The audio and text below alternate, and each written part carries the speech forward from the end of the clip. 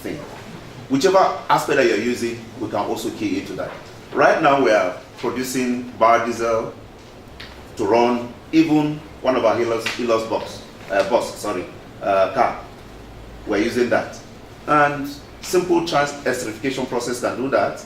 And we're now moving into a process where we're not even using the homogeneous catalytic process, we're using the heterogeneous catalytic process so that even the environment will not be affected much. So, but whichever model that you have, whichever process that you have, we believe that those of us in that area can collaborate with you to see to the viability of this concept that you have. Just like I said before, you started well, and we know that UNN has been leading in knowledge-based processes, and we know that in this aspect you're not going to fail. I'm so happy that you kept saying that funding is very, very important. And the way you started, many don't even know how you have been doing it. Whichever method that you have already, you now have, and the one that you're going to have maybe from, by the time we were able to discuss with the ministry and government will come in, please, whichever method that you have, make sure that you sustain it. What we're going to give you, or what will come from our end, will be something that will assist you and facilitate this particular program. Thank you so much. Thank you very much. Vice Chancellor, let me also join my colleagues and congratulate you on the feat you have so far achieved. And I believe you are one of the pioneer universities that are into industrial park. So that the essence of that is to translate your research and development efforts into product and services.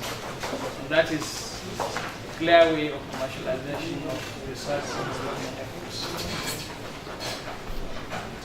Technologies are, well, today, world is being ruled by technology. And countries are classified as developed or undeveloped, depending the level of technologies they've been able to evolve in their own universities. As far as our office is concerned, we are in the position to see the level of foreign technology conventions by this country. More than 90% of the technologies that power the Nigerian economy are imported. Is it in the ICT sector? Is it in the banking sector? Is it in the manufacturing sector? Is it in the construction sector? In all sectors of the economy. And the sources of those technologies are the universities, like this great university, the polytechnics, the research establishments. Yes, for quite a long time we've been carrying out research and development efforts. Technologies are coming up, but translating those technologies into products and services is the major problem we have.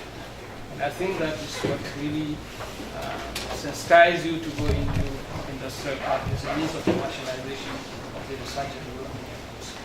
But while we are trying to think of establishing a technology park, we have to think of the sources of those technologies. We have to think of how to protect those technologies. Anybody that comes out within the system with something that could translate into product and services, if you want to commercialize it, the first and most important thing is to protect it so that you own the intellectual property. Anybody coming to invest in that technology must have to be comfortable that it's fully protected. And how do you protect your intellectual property? It's like a certificate of occupancy of a land. If you have a land that does not have a certificate of occupancy, it is subject or prone to encroachment. So also your intellectual assets. So how do you protect it? To take it through patenting. And that is why when we realize that there is a very weak culture of intellectual property in the universities, in the research establishment, and the polytechnics, that is why we are establishing intellectual property and technology transfer offices across the Nigerian universities and research establishments. And I'm happy we already have one here. What we expect the intellectual property and technology transfer offices is to harness the competencies within the university system, to see what we have done so far, to be able to filter those that could translate into product and services.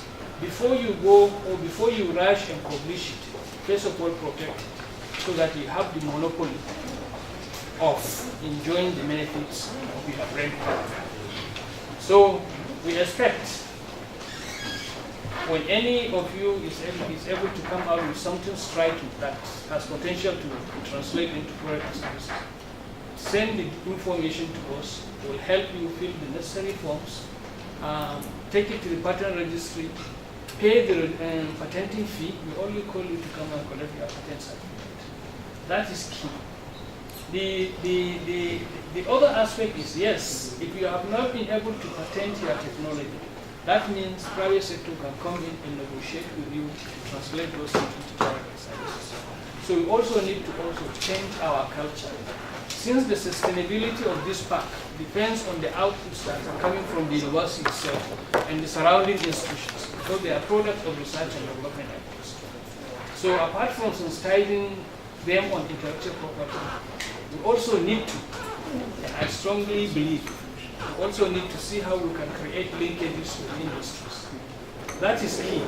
You look around within your organization, within the university's premises, within the state, there are opportunities, there are problems. And one of the essence of establishing the university is look at the society, you see problems, come out with research and development effort that is targeted towards that, solving that problem. So we need to change the culture of our research and development efforts. To look at research and development effort as a means to solve a problem and eventually make money out of it. So if that culture is changed, I know there are issues. Funding is a big issue. And when funding is a big issue in the research, in the establishment or in the universities, research and development efforts are most affected. That is why some of you get contented with just building research, produce papers, and get promoted.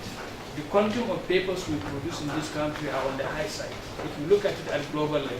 But if that does not translate into economic emancipation of the people, it has little or no value to economic development of the system. So in my own opinion, NOTAP will be there. Whatever comes out that is patentable, we should be able to assist you and patent it. We also realize that we need to bring linkages between the establishments, between the industry and research establishment and universities. That is what we started. And I think under this partnership, we've been able to make some of these industries sponsors, very intelligent Nigerians who have finished their master's degree and they are going for PhD. And these are the critical mass we should look that should drive the Nigerian economy, because these are the critical mass we needed for the development of this nation. So we advertised, and the first batch, I think two staff of these great institutions are beneficiaries. I think Professor Iro Nkama, who was in the University of Maiduguri before, he has a student.